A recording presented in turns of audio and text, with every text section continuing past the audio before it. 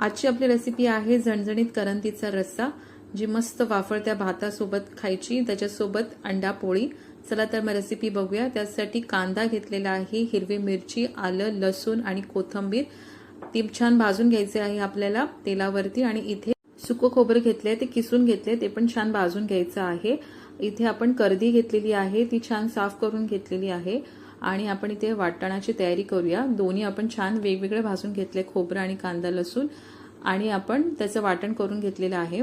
नंतर आपल्याला कढईमध्ये ही कर्दी टाकायची आहे, 2 मिनिटं छान भाजून घ्यायची आहे, वाडग्यात काढून घ्यायची आहे आणि त्याच्यामध्ये थोडंसं पाणी टाकून 2 मिनिटं साईडला ठेवायचं आहे। परत त्याच कढईमध्ये 1 ग्लास पाणी टाकून चवीनुसार मीठ टाकायचं, अर्धी टाकून छान 5 मिनिटं शिजू द्यायची आहे। नंतर आपल्याला फोडणीसाठी तेल घालून वाटप टाकायचं आहे, छान व्यवस्थित परतून घ्यायचं आहे। त्याच्यावरती मालवणी मसाला, थोडीशी हळद आणि आपल्याला